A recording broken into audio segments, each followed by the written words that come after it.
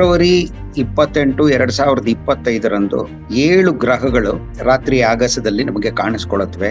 ಈ 7 ಗ್ರಹಗಳು ಏನು ನಮಗೆ ಕಾಣಿಸುತ್ತವೆ ಒಂದೇ ರಾತ್ರಿನಲ್ಲಿ, ಆ 7 ಗ್ರಹಗಳಲ್ಲಿ ನಮ್ಮ ಕಣ್ಣಿಗೆ ಕಾಣುವುದು 3 ಗ್ರಹಗಳು. ಅಲ್ಲಿ ನಮಗೊಂದು ಕಿತ್ತಲೆ ಬಣ್ಣದ ಒಂದು ಬೆಳಕಿನ ಚುಕ್ಕಿ ಕಾಣಿಸುತ್ತೆ, ಅದು ಮಂಗಳ ಗ್ರಹ. ಮರ್ಕ್ಯುರಿನು ಅಂದ್ರೆ ಬುಧ ಗ್ರಹನು ಸೇರ್ಕೊಳ್ಳುತ್ತೆ ಅಂತ ಹೇಳ್ತಾರೆ. ಆದ್ರೆ ಬುಧ ಗ್ರಹ ಸೂರ್ಯನಿಗೆ ಅತಿ ಹತ್ತಿರವಿರುವಂತಹ ಗ್ರಹ. ಭೂಮಿ ಸೂರ್ಯನಿಂದ 15 ಕೋಟಿ ಕಿಲೋಮೀಟರ್ ಸರಾಸರಿ ಆವರೇಜ್ ದೂರದಲ್ಲಿದ್ರೆ, ಬುಧ ಗ್ರಹ ಕೇವಲ 6 ಕೋಟಿ ಕಿಲೋಮೀಟರ್ ದೂರದಲ್ಲಿದೆ. ಸಾಕಷ್ಟು ಬೆಳಕು ಬೀಳೋದ್ರಿಂದ, ಬೆಳಕಿನ ಮಾಲಿನ್ಯ ಇರೋದ್ರಿಂದ ಮರ್ಕ್ಯುರಿನ ನಾವು ನೋಡೋದು ಬಹಳ ಕಷ್ಟ. ಬರಿಗಣ್ಣಿಗಂತೂ ನೋಡೋದು ಕಷ್ಟನೇ. ಇನ್ನು ಸೌರವ್ಯೂಹದ 8ನೇ ಗ್ರಹವಾದ ನೆಪ್ಚೂನ್ ಏನಿದೆ, ಅದು ಯಾವ ಕಾಲದಲ್ಲೂ ಬರಿಗಣ್ಣಿಗೆ ಕಾಣೋದಕ್ಕೆ ಸಾಧ್ಯನೇ ಇಲ್ಲ. 7 ಗ್ರಹಗಳು ಕಾಣುತ್ತವೆ ನಮಗೆ 28ನೇ ತಾರೀಕು. ಅದು ಒಂದ್ರ ಪಕ್ಕ ಒಂದು ಗೋಚರಿಸತ್ತೆ ಅನ್ನೋದು ನಿಜ ಅಲ್ಲ. ನಮಸ್ಕಾರ ವೀಕ್ಷಕರೇ, ಇದೇ ಫೆಬ್ರವರಿ 28ರಂದು ಅಪರೂಪದ ವಿದ್ಯಮಾನಕ್ಕೆ ಸಾಕ್ಷಿಯಾಗಲಿದೆ ಬಾಹ್ಯಾಕಾಶ. ನಮ್ಮ ಸೌರಮಂಡಲದಲ್ಲಿನ 7 ಗ್ರಹಗಳು ಅಂದ್ರೆ ಮಂಗಳ, ಬುಧ, ಗುರು, ಶುಕ್ರ, ಶನಿ, ಯುರೇನಸ್, ನೆಪ್ಚೂನ್, ಪ್ಲೂಟೋ ಆಗಸದಲ್ಲಿ ಗೋಚರಿಸಲಿವೆ. ಇದು ಬಾಹ್ಯಾಕಾಶದ ಒಂದು ಕೌತುಕ ವಿದ್ಯಮಾನ. ಇದನ್ನ ಅಪರೂಪದ ಗ್ರಹಗಳ ಸಂಯೋಗ ಅಂತ ಕರೀತಾರೆ ಖಗೋಳ ಶಾಸ್ತ್ರಜ್ಞರು. ಆದ್ರೆ ನೀವಿಲ್ಲಿ ಒಂದು ವಿಚಾರವನ್ನ ಗಮನಿಸಬೇಕು. ಆಗಸದಲ್ಲಿ 7ಕ್ಕೆ 7 ಗ್ರಹಗಳು ಕೂಡ ಗೋಚರಿಸೋದಿಲ್ವಂತೆ. ಹಾಗಾದ್ರೆ ನಮ್ಮ ಕಣ್ಣಿಗೆ ಕಾಣುವಂತಹ ಆ ಗ್ರಹಗಳು ಯಾವುದು? ಈ ಬಗ್ಗೆ ಬೆಂಗಳೂರಿನ ನೆಹರು ತಾರಾಲಯದ ನಿರ್ದೇಶಕರಾದ ಗುರುಪ್ರಸಾದ್ ಅವರು ಸವಿವರಣೆಯನ್ನ ನೀಡಿದ್ದಾರೆ, ನೋಡಿ. ಸಾಮಾನ್ಯವಾಗಿ ಇತ್ತೀಚಿನ ವರದಿಗಳು ಫೆಬ್ರವರಿ 28, 2025 7 ಗ್ರಹಗಳು ಒಂದೇ ವೇಳೆನಲ್ಲಿ ರಾತ್ರಿ ಆಗಸದಲ್ಲಿ ನಮಗೆ ಕಾಣಿಸ್ಕೊಳ್ಳುತ್ತವೆ ಅಂತ ಹೇಳ್ತಾ ಇದ್ರು. ಇದು ರೋಚಕವಾದ ಸುದ್ದಿ ಏನೋ ಹೌದು. ಆದ್ರೆ ಇಲ್ಲಿ ನಾವು ಒಂದು ಜ್ಞಾಪಕ ಇಟ್ಕೋಬೇಕು. ಈ 7 ಗ್ರಹಗಳು ಏನು ನಮಗೆ ಕಾಣಿಸುತ್ತವೆ ಒಂದೇ ರಾತ್ರಿನಲ್ಲಿ, ಆ 7 ಗ್ರಹಗಳಲ್ಲಿ ನಮ್ಮ ಕಣ್ಣಿಗೆ ಕಾಣುವುದು 3 ಗ್ರಹಗಳು. ಇನ್ನ 4 ಗ್ರಹಗಳನ್ನು ಕಾಣೋದು ತುಂಬಾ ಕಷ್ಟ. ಮೊದಲನೇದಾಗಿ ಈ 7 ಗ್ರಹಗಳು ಯಾವುದು ನಮಗೆ ಕಾಣುತ್ತವೆ ಅಂತ ಹೇಳ್ತಾ ಇರುವ ವರದಿಗಳು, ಇದು ಯಾವುದು ಅಂದ್ರೆ, ಮೊದಲನೇದಾಗಿ ಮರ್ಕ್ಯುರಿ ಅಥವಾ ಬುಧ ಗ್ರಹ, ಆಮೇಲೆ ವೀನಸ್ ಅಥವಾ ಶುಕ್ರ ಗ್ರಹ, ಆಮೇಲೆ ಮಂಗಳ ಅಂದ್ರೆ ಮಾರ್ಸ್, ಜೂಪಿಟರ್ ಗುರು ಗ್ರಹ, ಸ್ಯಾಟರ್ನ್ ಶನಿ, ಯುರೇನಸ್ ಮತ್ತು ನೆಪ್ಚೂನ್ ಇವುಗಳು ಕಾಣುತ್ತವೆ ಅಂತ ಹೇಳ್ತಾರೆ. ಆದ್ರೆ ನಮ್ಮ ಬರಿಗಣ್ಣಿಗೆ ಅವತ್ತು ಬಹುಮಟ್ಟಿಗೆ ಹೇಳಬೇಕು ಅನ್ಕೊಂಡ್ರೆ ಈ 3 ಗ್ರಹಗಳೇ ನಮಗೆ ಬರಿಗಣ್ಣಿಗೆ ಕಾಣುತ್ತೆ. ಯಾಕಂದ್ರೆ ಯಾವುದು ಅಂದ್ರೆ ಶುಕ್ರ ಗ್ರಹ. ಶುಕ್ರ ಗ್ರಹ ನೀವು ಪಶ್ಚಿಮ ದಿಕ್ಕಿನಲ್ಲಿ ಸೂರ್ಯ ಮುಳುಗುವಾಗ ಯಾವ ದಿಕ್ಕಲ್ಲಿ ಮುಳುಗ್ತಾನೋ ಸೂರ್ಯ, ಆ ಒಂದು ದಿಕ್ಕಿನಲ್ಲಿ ನೀವು ನೋಡಿದ್ರೆ ಆಗಸದಲ್ಲಿ ಒಂದು ಪ್ರಖರವಾದ ನಕ್ಷತ್ರದಂತೆ ಒಂದು ಆಕಾಶಕಾಯ ಕಾಣಿಸುತ್ತೆ, ಬೆಳಕಿನ ಚುಕ್ಕಿ ತುಂಬಾ ಪ್ರಖರವಾಗಿರುತ್ತೆ. ಅದೇ ಶುಕ್ರ ಗ್ರಹ. ಅಂದ್ರೆ 28ನೇ ತಾರೀಕು ಸುಮಾರಿಗೂ ಕೂಡ ನಾವೇನಾದ್ರೂ ತಲೆ ಎತ್ತಿ ನಮ್ಮ ತಲೆಯ ಮೇಲೆ ನೇರವಾಗಿ ನೋಡಿದ್ರೆ, ತಲೆಯ ಮೇಲೆ ನೇರವಾಗಿ ಮತ್ತೊಂದು ಬೆಳಕಿನ ಚುಕ್ಕಿ, ಪ್ರಖರವಾದ ಬೆಳಕಿನ ಚುಕ್ಕಿ ಕಾಣಿಸತ್ತೆ. ಆದ್ರೆ ಅದು ಶುಕ್ರ ಗ್ರಹದಷ್ಟು ಪ್ರಖರವಾಗಿರಲ್ಲ, ಅದು ಗುರು ಗ್ರಹ ಜೂಪಿಟರ್. ಇದಾದ್ಮೇಲೆ ಅದಕ್ಕಿಂತ ಸ್ವಲ್ಪ ಪೂರ್ವದ ಕಡೆ ನೋಡಿದ್ರೆ ಅಲ್ಲಿ ನಮಗೊಂದು ಕಿತ್ತಲೆ ಬಣ್ಣದ ಒಂದು ಬೆಳಕಿನ ಚುಕ್ಕಿ ಕಾಣಿಸತ್ತೆ, ಅದು ಮಂಗಳ ಗ್ರಹ. ಈ 3 ಗ್ರಹಗಳು ಬರಿಗಣ್ಣಿಗೆ ಕಾಣುತ್ತವೆ. ಇವಾಗ ಈ 7 ಗ್ರಹಗಳು ಕಾಣುತ್ತವೆ ಅಂತ ವರದಿಗಳು ಬರ್ತಾ ಇದೆಯಲ್ಲ, ಅದರಲ್ಲಿ ಈ 3 ಗ್ರಹಗಳ ಹೆಸರು ಹೇಳಿದೆ. ಇನ್ನುಳಿದ 4 ಗ್ರಹಗಳು ನಮ್ಮ ಕಣ್ಣಿಗೆ ಕಾಣೋದಿಲ್ಲ. ಅಷ್ಟಕ್ಕೂ ಈ 4 ಗ್ರಹಗಳು ನಮ್ಮ ಬರಿಗಣ್ಣಿಗೆ ಯಾಕೆ ಗೋಚರ ಆಗೋದಿಲ್ಲ ಅನ್ನೋದಕ್ಕೆ ಸೂಕ್ತವಾದ ವಿವರಣೆ ಇಲ್ಲಿದೆ. ಇನ್ನು ಉಳಿದ ಗ್ರಹಗಳೇನು ಯಾವುದು ನಾನು ಹೇಳದೇ ಇರೋ ಗ್ರಹಗಳು, ಆದ್ರೆ ಅದು ಕಾಣುತ್ತೆ ಅಂತ ಹೇಳಿರೋದು, ಮೊದಲನೇದು ಮರ್ಕ್ಯುರಿ ಅಥವಾ ಬುಧ ಗ್ರಹ, ಶನಿ ಗ್ರಹ ಅಥವಾ ಸ್ಯಾಟರ್ನ್, ಯುರೇನಸ್ ಮತ್ತು ನೆಪ್ಚೂನ್. ಈ ನಾನು ಇವಾಗ ಹೇಳಿದ್ನಲ್ಲ, ಶುಕ್ರ ಗ್ರಹ ಅಂದ್ರೆ ವೀನಸ್, ಗುರು ಗ್ರಹ ಅಂದ್ರೆ ಜೂಪಿಟರ್, ಮಾರ್ಸ್, ಮಂಗಳ ಗ್ರಹ, ಇವು 3 ಜೊತೆ ಈ 28ನೇ ತಾರೀಕು ಮರ್ಕ್ಯುರಿನು ಅಂದ್ರೆ ಬುಧ ಗ್ರಹನು ಸೇರ್ಕೊಳ್ಳುತ್ತೆ ಅಂತ ಹೇಳ್ತಾರೆ. ಆದ್ರೆ ಬುಧ ಗ್ರಹ ಸೂರ್ಯನಿಗೆ ಅತಿ ಹತ್ತಿರವಿರುವಂತಹ ಗ್ರಹ ಮರ್ಕ್ಯುರಿ. ಭೂಮಿ ಸೂರ್ಯನಿಂದ 15 ಕೋಟಿ ಕಿಲೋಮೀಟರ್ ಸರಾಸರಿ ಆವರೇಜ್ ದೂರದಲ್ಲಿದ್ರೆ, ಬುಧ ಗ್ರಹ ಕೇವಲ 6 ಕೋಟಿ ಕಿಲೋಮೀಟರ್ ದೂರದಲ್ಲಿದೆ. ಹೀಗಾಗಿ ಅದು ಬುಧಗ್ರಹನ ನಾವು ಕಾಣೋದಕ್ಕೆ ಸಾಧ್ಯ ಆಗೋದು ಸೂರ್ಯ ಮುಳುಗಿದ ಮೇಲೆ ಸುಮಾರು 45 ನಿಮಿಷ 1 ಗಂಟೆ ಒಳಗೆ. ಅದೇ ರೀತಿ ಸೂರ್ಯ ಹುಟ್ಟುವುದಕ್ಕೆ ಸ್ವಲ್ಪ ಮುಂಚೆ ಸುಮಾರು 45 ನಿಮಿಷ 1 ಗಂಟೆ ಸರಿ ಅಂತ ಹೇಳ್ಬೋದು. ಆ ವೇಳೆಯನ್ನು ಮಾತ್ರ ಕಾಣುತ್ತೆ. ಆದ್ರೆ ಆ ವೇಳೆನಲ್ಲಿ ನಾವು ಪೂರ್ವ ದಿಗಂತ ಅಥವಾ ಪಶ್ಚಿಮ ದಿಗಂತದಲ್ಲಿ, ಅದರಲ್ಲೂ ಬೆಂಗಳೂರು ಅಥವಾ ಯಾವುದೇ ನಗರ ಪ್ರದೇಶಗಳಲ್ಲಿ ಸಾಕಷ್ಟು ಬೆಳಕು ಬೀಳೋದ್ರಿಂದ, ಬೆಳಕಿನ ಮಾಲಿನ್ಯ ಇರೋದ್ರಿಂದ ಮರ್ಕ್ಯುರಿನ ನಾವು ನೋಡೋದು ಬಹಳ ಕಷ್ಟ. ಬರಿಗಣ್ಣಿಗಂತೂ ನೋಡೋದು ಕಷ್ಟನೇ. ಈವನ್ ಟೆಲಿಸ್ಕೋಪ್ ನಲ್ಲಿ ಕೂಡ ಸುಲಭವಾಗಿ ಅದು ಕಾಣಿಸಲ್ಲ. ಯಾಕಂದ್ರೆ ಅದು ಸೂರ್ಯನಿಗೆ ಅತಿ ಹತ್ತಿರದಲ್ಲಿರುತ್ತೆ, ಅಂದ್ರೆ ದಿಗಂತದ ಹತ್ರನೇ ಇರುತ್ತೆ. ಸೂರ್ಯ ಮುಳುಗ್ಬಿಟ್ಟ ಅಂದ್ರೆ ಸೂರ್ಯ ದಿಗಂತದ ಕೆಳಗಿರ್ತಾನೆ, ಅದು ಕೂಡ ದಿಗಂತದ ಹತ್ರನೇ ಇರುತ್ತೆ. ಅದೇ ರೀತಿ ಸೂರ್ಯ ಹುಟ್ಟಕ್ಕೆ ಮುಂಚೆ, ದಿಗಂತದಿಂದ ಮೇಲೆ ಇರೋದಕ್ಕೆ ಮುಂಚೆ ಅದು ಇರುತ್ತೆ, ಅಂದ್ರೆ ತುಂಬಾ ದೂರದಿಂದ ಏನಿರಲ್ಲ. ಹೀಗಾಗಿ ಬುಧಗ್ರಹನ ಕಾಣೋದು ತುಂಬಾ ಕಷ್ಟ. ಅದೇ ರೀತಿ ಶನಿಗ್ರಹ ಕಳೆದ ತಿಂಗಳು ಬಹಳ ಚೆನ್ನಾಗಿ ಕಾಣಿಸುತ್ತೆ. ಕಳೆದ ತಿಂಗಳ ಯಾತಕ್ಕೆ ಈ ಒಂದು ತಿಂಗಳಿನ ಫೆಬ್ರವರಿಯ ಮೊದಲ ವಾರದಲ್ಲಿ ಕೂಡ ಬಹಳ ಚೆನ್ನಾಗಿ ಕಾಣಿಸ್ತಾ ಇತ್ತು. ಶನಿಗ್ರಹ ಒಂದು ಬೆಳಕಿನ ಚುಕ್ಕಿಯಾಗಿ, ತುಂಬಾ ಪ್ರಖರವಾದ ಬೆಳಕಿನ ಚುಕ್ಕಿಯಾಗಿಲ್ಲ, ಕ್ಷೀಣವಾದ ಬೆಳಕಿನ ಚುಕ್ಕಿಯಾಗಿ ಪಶ್ಚಿಮ ದಿಗಂತದಲ್ಲಿ, ಅಂದ್ರೆ ಶುಕ್ರ ಗ್ರಹದ ಕೆಳಗೆ, ಸಾಕಷ್ಟು ಕೆಳಗೆ ಕಾಣಿಸ್ತಾ ಇತ್ತು. ಆದ್ರೆ ಅದನ್ನ ನೋಡಬಹುದು, ಬರಿಗಣ್ಣಿಗೂ ಕಾಣಿಸ್ತಾ ಇತ್ತು, ಟೆಲಿಸ್ಕೋಪ್ ಅಲ್ಲಿ ಇನ್ನೂ ಚೆನ್ನಾಗಿ ಕಾಣಿಸ್ತಾ ಇತ್ತು, ದೂರದರ್ಶಕಗಳು. ಆದ್ರೆ ಇವಾಗ ಆ ಗ್ರಹ ಕೂಡ ದಿಗಂತದ ಹತ್ರ ಹೊಟ್ಟೋಗ್ಬಿಟ್ಟಿದೆ.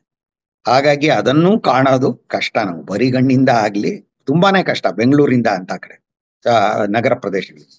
ಇನ್ನು ಉಳಿದದ್ದು ಯುರೇನಸ್ ಮತ್ತು ನೆಪ್ಚೂನ್. ಯುರೇನಸ್ ಅಂತೂ ಬಹುಮಟ್ಟಿಗೆ ಬರಿಗಣ್ಣಿಗೆ ಕಾಣದಂತಹ, ಯಾವುದೇ ವೇಳೆಲಾಗ್ಲಿ ಬಹುಮಟ್ಟಿಗೆ ಬರಿಗಣ್ಣಿಗೆ ಕಾಣದಂತಹ ಗ್ರಹ ಅದು, ಸೌರವ್ಯೂಹದ 7ನೇ ಗ್ರಹ. ಇನ್ನು ಸೌರವ್ಯೂಹದ 8ನೇ ಗ್ರಹವಾದ ನೆಪ್ಚೂನ್ ಏನಿದೆ, ಅದು ಯಾವ ಕಾಲದಲ್ಲೂ ಬರಿಗಣ್ಣಿಗೆ ಕಾಣೋದಕ್ಕೆ ಸಾಧ್ಯನೇ ಇಲ್ಲ. ಇನ್ನು ಕೆಲವೊಂದು ಆರ್ಟಿಕಲ್ಗಳಲ್ಲಿ ಗ್ರಹಗಳು ಒಂದರ ಪಕ್ಕ ಒಂದು ಸಾಲಾಗಿ ಕಾಣಿಸಿಕೊಳ್ಳುತ್ತೆ ಅನ್ನೋ ವರದಿ ಇದೆ. ಆದ್ರೆ ಗ್ರಹಗಳು ಈ ರೀತಿ ಸಾಲಾಗಿ ಕಾಣಿಸಿಕೊಳ್ಳೋದಿಲ್ಲ ಅನ್ನೋದು ಗುರುಪ್ರಸಾದ್ ಅವರ ಅಭಿಪ್ರಾಯ. ಸಾಲಾಗಿ ಅಂತ ಬೇರೆ ಹೇಳ್ತಾರೆ ಕೆಲವು ಸಲ. ಸಾಲಾಗಿ ಆತರ ಎಲ್ಲ ಗೋಚರಿಸೋದಕ್ಕೆ ಒಂದ್ರ ಪಕ್ಕದಲ್ಲಿ ಒಂದ್ ನಿಂತ್ಕೊಂಡು ಗೋಚರಿಸೋದಕ್ಕೆ ಸಾಧ್ಯ ಇಲ್ಲ. ಇವಾಗ ನೀವು ನಮಗೆ ಕಾಣುವಂತಹ 3 ಗ್ರಹಗಳು, ಬರಿಗಣ್ಣಿಗೆ ಕಾಣುವಂತಹದ್ದು ಪ್ರತಿ ಸಂಜೆನೂ ಇವಾಗ ಕಾಣಿಸ್ತಾ ಇರೋದು ನೋಡಿದ್ರೆ, ಶುಕ್ರ ಗ್ರಹ ನೋಡಿದ್ರೆ ಪಶ್ಚಿಮ ದಿಗಂತದ ಹತ್ರ ಇರುತ್ತೆ, ಗುರುಗ್ರಹ ಮತ್ತು ಮಂಗಳ ಗ್ರಹ ಸ್ವಲ್ಪ ಪೂರ್ವ ದಿಕ್ಕಿನಲ್ಲಿ ಇದೆ, ಹಾಗಾಗಿ ಅದಕ್ಕೆ ಪೂರ್ವ ದಿಕ್ಕಿನಲ್ಲಿ ಇದೆ. ಹೀಗಾಗಿ 7 ಗ್ರಹಗಳು ಕಾಣತ್ವೆ ನಮಗೆ 28ನೇ ತಾರೀಕು. ಅದು ಒಂದ್ರ ಪಕ್ಕ ಒಂದು ಗೋಚರಿಸತ್ತೆ ಅನ್ನೋದು ನಿಜ ಅಲ್ಲ. ಶುಕ್ರ ಗ್ರಹವನ್ನ ಪುಟ್ಟ ಟೆಲಿಸ್ಕೋಪ್ ನಿಂದ ನೋಡಬಹುದು. ಇದು ಆಗಸದಲ್ಲಿ ಬಿದಿಗೆ ಚಂದ್ರನಂತೆ ಗೋಚರಿಸುತ್ತೆ. ಶುಕ್ರ ಗ್ರಹ ಅಂತ ನಾವೇನೇ ಹೇಳ್ತೀವಿ, ವೀನಸ್, ಇದನ್ನ ಒಂದು ಪುಟ್ಟ ಟೆಲಿಸ್ಕೋಪ್ ಅಥವಾ ದೂರದರ್ಶಕವನ್ನು ನೀವು ಅದರತ್ತ ಕೇಂದ್ರೀಕರಿಸಿದ್ರೆ, ಅದರ ಹತ್ರ ಫೋಕಸ್ ಮಾಡಿದ್ರೆ, ಆಗ ನಿಮಗೆ ಈ ಶುಕ್ರ ಗ್ರಹ ಅನ್ನೋದು ಒಂದು ಗೋಲಾಕಾರವಾಗಿ ಕಾಣಿಸಲ್ಲ ಟೆಲಿಸ್ಕೋಪ್ ನಲ್ಲಿ. ನಾವು ಇವಾಗ ಬಿದಿಗೆ ಚಂದ್ರ ಅಂತ ಏನ್ ಹೇಳ್ತೀವಿ, ಕ್ರೆಸೆಂಟ್ ಮೂನ್ ಅಂತ ಏನ್ ಹೇಳ್ತೀವಿ, ಆ ರೀತಿ ಅದು ನಮಗೆ ಗೋಚರಿಸುತ್ತೆ. ಅದರ ಕಲೆ, ಫೇಸ್, ಬಿದಿಗೆ ಅಂದ್ರೆ ಬಿದಿಗೆ ಚಂದ್ರ ಅಂತ ನಾವೇನ್ ಹೇಳ್ತೀವೋ, ಕ್ರೆಸೆಂಟ್ ಅಂತ ಹೇಳ್ತೀವಲ್ಲ ಫೇಸು, ಆ ಒಂದು ಫೇಸ್ ನಲ್ಲೇ ಅದು ಅಷ್ಟು ಪ್ರಖರವಾಗಿ ಕಾಣಿಸುತ್ತೆ ಶುಕ್ರ ಗ್ರಹ. ಯಾಕಂದ್ರೆ ಭೂಮಿ, ಶುಕ್ರ ಗ್ರಹ 2 ಸೂರ್ಯನ ಸುತ್ತುತ್ತಾ ಇದೆ.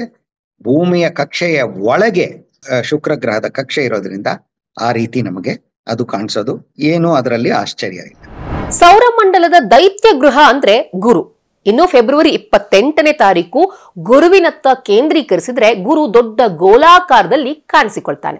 ಗುರುಗ್ರಹ ಹಲವು ವಿಶೇಷತೆಗಳನ್ನ ಒಳಗೊಂಡಿದ್ದು, ಅವತ್ತು 4 ಉಪಗ್ರಹಗಳು ಕೂಡ, ಗುರುವಿನ 4 ಉಪಗ್ರಹಗಳು ಕೂಡ ಗೋಚರಿಸಲಿವೆಂತೆ. ಇದನ್ನ ಬಾಹ್ಯಾಕಾಶದ ವಿಸ್ಮಯ, ವೈಭವ ಅಂತಾನೆ ಹೇಳಬಹುದು.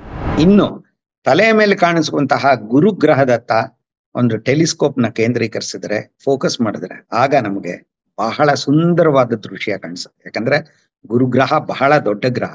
ಒಂದು ಗುರುಗ್ರಹದೊಳಗೆ 1300 ಭೂಮಿಗಳನ್ನ ತುಂಬಬಹುದು, ಅಂತಹ ದೈತ್ಯ ಗ್ರಹ ಅದು. ನೀವು ಒಂದು ಪುಟ್ಟ ಟೆಲಿಸ್ಕೋಪ್ನು ಅದನ್ನ 28ನೇ ತಾರೀಕು ಅಷ್ಟೇ, ಇತ್ತೀಚಿನ ದಿನಗಳಲ್ಲೂ ಅಷ್ಟೇ ಅದರ ಹತ್ರ ಕೇಂದ್ರೀಕರಿಸಿದ್ರೆ, ಗುರುಗ್ರಹದ ದೊಡ್ಡ ಗೋಲ, ಆ ಅನಿಲ ಗೋಲದಲ್ಲಿ ಇರುವಂತಹ ಅನೇಕ ವಾತಾವರಣದಲ್ಲಿನ ಸ್ವರೂಪಗಳು, ಅಂದ್ರೆ ಪಟ್ಟಿಗಳು, ಅದೆಲ್ಲ ಕಾಣಿಸುತ್ತೆ, ಸಾಕಷ್ಟು ಸ್ಪಷ್ಟವಾಗಿ ಕಾಣಿಸುತ್ತೆ. ಜೊತೆಗೆ ಅದರ 4 ದೊಡ್ಡ ಉಪಗ್ರಹಗಳು, ಗ್ಯಾಲಿಲಿಯನ್ ಉಪಗ್ರಹಗಳು ಅಂತ ಹೇಳ್ತೀವಿ, ಆ 4 ದೊಡ್ಡ ಉಪಗ್ರಹಗಳು ಕೂಡ ಗುರುಗ್ರಹದ ಸುತ್ತಲೂ ಬೆಳಕಿನ ಚುಕ್ಕಿಗಳಂತೆ ಅತ್ಯಂತ ಸುಂದರವಾಗಿ ಗೋಚರಿಸುತ್ತವೆ. ಇದೊಂದು ದೃಶ್ಯ ವೈಭವ ಅಂತಾನೆ ಹೇಳ್ಬೋದು.